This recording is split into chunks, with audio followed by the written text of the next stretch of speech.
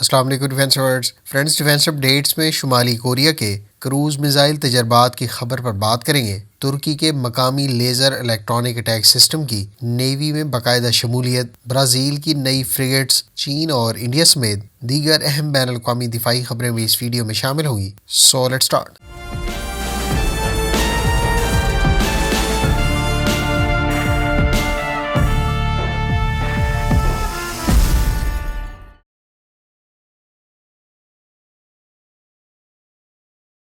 ترک naval force command کا کہنا ہے کہ اسے مقامی سطح پر تیار کردہ laser electronic attack system deliver کر دیا گیا ہے۔ میٹکسان کے تیار کردہ نظر لیزر سسٹم کو ترک نیوی اپنی فریگیٹ پر انٹیگریٹ کر چکی ہے۔ ترک کمپنی میٹکسان نے نظر لیزر پروجیکٹ پر کام کا آغاز 2016 میں کیا تھا۔ میٹکسان کو ترک ڈیفنس انڈسٹریز کے درمیان معاہدے میں تھرڈ اور فورتھ جنریشن انفرارڈ میزائلز کے خلاف پروٹیکشن کے لیے لیزر سسٹم تیار کرنے کا کہا گیا تھا۔ نظر لیزر سسٹم کو پہلی مرتبہ IDF 2021 دفاعی نمائش کے موقع پر شوکیس کیا گیا تھا، تاہم اس کے فرسٹ فیز کو جولائی 2019 میں مکمل کر لیا گیا تھا۔ سب سے پہلے اس سسٹم کا گراؤنڈ ورژن تیار کیا گیا اور 2022 میں اس کو فیلڈ کیا گیا، جبکہ بعد میں اس کا نیول ورژن تیار کیا گیا ہے، جس کو ترکی کی future TF-2000 air defence warfare destroyer پر بھی استعمال کیا جائے گا۔ ترک کمپنی میٹکسان اس سسٹم کا ڈاؤن سائزڈ ورژن بھی تیار کرنے کا منصوبہ رکھتی ہے تاکہ اسے چھوٹے پلیٹ فارمز پر بھی استعمال کیا جا سکے۔ لیزر پروجیکٹ کو ترکی کے لیے ایک اہم پروگرام کی حیثیت حاصل ہے۔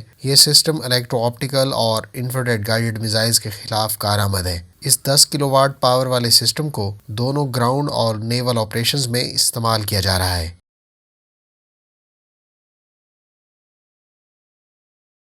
فرینڈز، بھارتی فوج نے راجستھان کے مغربی ضلع جیسلمیر کے پوکھران رینج میں ایکسرسائز کے دوران 3 میزائلز غلط فائر کر دیے، جس سے آس پاس کے علاقوں میں خوف و ہراس پھیل گیا۔ بھارتی نشریاتی ادارے انڈیا ٹوڈے نے رپورٹ کیا ہے کہ فائرنگ کی مشق پوکھران میدان میں ہو رہی تھی کہ اس دوران زمین سے فضا میں مار کرنے والے 3 میزائلوں کو غلطی سے فائر کر دیا گیا۔ یہ میزائلز مختلف دیہاتوں میں کھیتوں میں جا گرے۔ ان میزائلوں کے گرنے کی وجہ سے زوردار دھماکے ہوئے، تاہم ان سے کوئی جانی یا مالی نقصان نہیں ہوا۔ انڈین آرمی کی طرف سے ان 3 میزائلوں کے غلط چلنے کی وجہ تکنیکی خرابی بتائی گئی ہے جو مشق کے دوران ہوئی تھی۔ واضح ہے کہ گزشتہ سال اگست میں بھارتی حکومت نے غلطی سے برہموس کروز میزائل فائر کرنے پر 3 افسران کو برطرف کر دیا تھا۔ یہ ایک ایسا واقعہ تھا جسے 2 جوہری ہتھیاروں سے لیس حریفوں نے تحمل سے سنبھالا تھا۔ یہ میزائل پاکستانی حدود کے اندر جا گرا تھا، تاہم اس سے کوئی جانی نقصان نہیں ہوا تھا۔ انڈین آرمی کی جانب سے حالیہ 3 غلطی سے فائر کیے جانے والے میزائلز کی رینج 10 سے 25 کلومیٹر بتائی جاتی ہے۔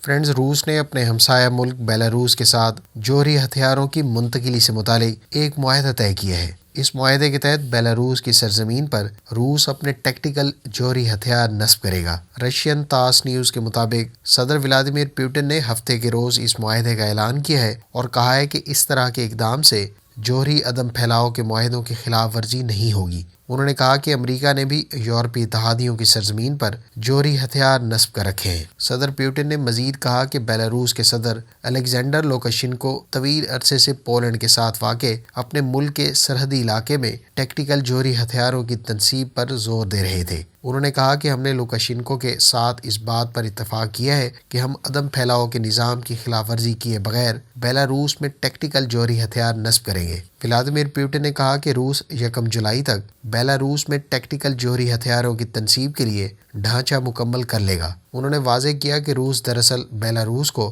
ہتھیاروں کا کنٹرول منتقل نہیں کرے گا۔ خیال رہے کہ روس پہلے ہی بیلاروس میں 10 طیارے بھیج چکا ہے جو ٹیکٹیکل جوہری ہتھیار لے جانے کی صلاحیت کے حامل ہیں۔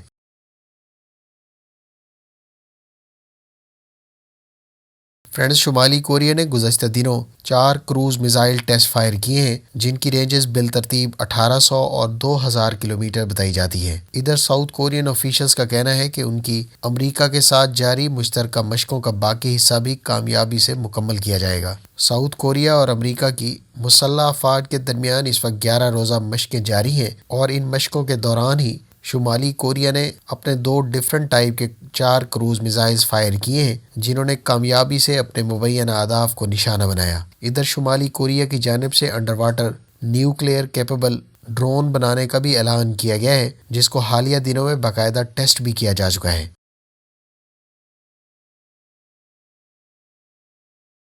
ترک ڈیفنس آفیشلز کا کہنا ہے کہ انکا 3 اور ٹرکش ایروسپیس انڈسٹریز کی ہی تیار کردہ ہورجٹ ٹرینر ایئر کرافٹ اگلے 40 روز کے اندر اندر فرسٹ فلائٹ لیں گے۔ واضح ہے کہ ٹرکش ایروسپیس انڈسٹریز نے کچھ عرصہ پہلے ہی انکا 3 کے نام سے اسٹیلتھ صلاحیتوں کے حامل ایک ان مینڈ کامبیٹ ایئر کرافٹ کو متعارف کروایا ہے، جس کی فرسٹ فلائٹ بہت جلد متوقع ہے۔ دوسری جانب Hurjet light attack plus trainer aircraft کی ڈیولپمنٹ پر کام گزشتہ کئی سالوں سے جاری ہے، اور اس ایئر کرافٹ نے پچھلے دنوں ٹیکسی رن وے ٹیسٹ کنڈکٹ کیے ہیں۔ انکا 3 کے بارے میں ٹرکش ایروسپیس انڈسٹریز کا کہنا ہے کہ یہ 6.5 ton maximum take off weight کے ساتھ فلائی کر سکتا ہے، جبکہ اس کی پے لوڈ کیپیسٹی 1.2 ٹنز ہے۔ انکا 3 40,000 فیٹ کی بلندی پر پرواز کرنے اور 10 گھنٹے کی انڈیرنس رکھتا ہے۔ انکا 3 کو فیوچر میں destruction of enemy air defence یا suppression of enemy air defence جیسے مشنز کے علاوہ ڈیپ سٹرائک رولز میں بھی استعمال کیا جائے گا۔ ترک ڈیفنس آفیشلز کا مزید کہنا ہے کہ national combat year craft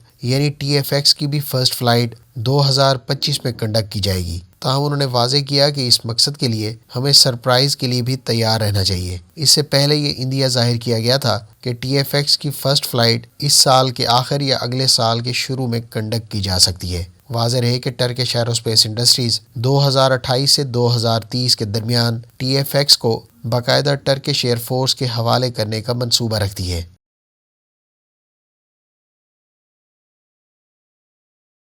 Brazil کی نیوی کے لیے PFCT پروگرام کے تحت نئی فریگیٹ کے لیے باقاعدہ کیل لیئنگ سیرمنی کا انعقاد کیا گیا ہے۔ برازیل اس پروگرام کے تحت، جس پر تقریباً 2 ارب یورو لاگت آئے گی، ٹوٹل 4 شپس اپنی نیوی کے لیے تیار کرنے کا منصوبہ رکھتا ہے۔ اس پروگرام کے تحت تیار کی جانے والی فریگیٹ کی ڈسپلیسمنٹ تقریباً 3,400 ٹن متوقع ہے، جبکہ ان شپس کی رینج 5,000 نوٹیکل مائلز ہوگی۔ یہ شپ 130 پرسنل کو اکاموڈیٹ کر سکے گی، جبکہ اس پر MBDA کا ورٹیکل لانچ سی سیپٹر یا پھر MBDA کی ہی تیار کردہ کیم ER کو استعمال کیا جائے گا۔ ان شپس پر مقامی 8 اینٹی شپ کروز میزائلز اور مارک 46 ٹورپیڈو ٹیوبز کا استعمال کیا جانا ہے، جبکہ مین گن اٹالین کمپنی لیونارڈو کی اوٹو ملیرا ان شپس پر نصب ہوگی۔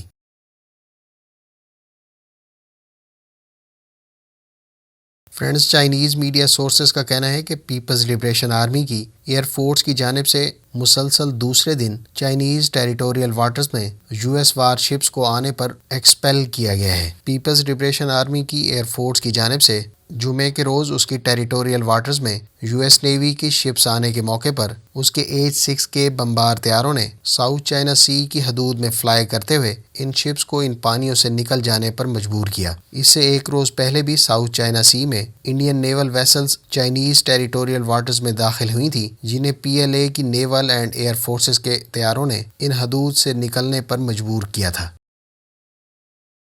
فرینڈ، یہ تھیں آج کی ڈیفنس اپڈیٹس۔ امید ہے اس ویڈیو سے آپ کی معلومات میں اضافہ ہوگا۔ ملتے ہیں نیکسٹ ویڈیو کے ساتھ، اپنی دعا میں یاد رکھیے گا۔ اللہ حافظ۔ پاکستان زندہ باد۔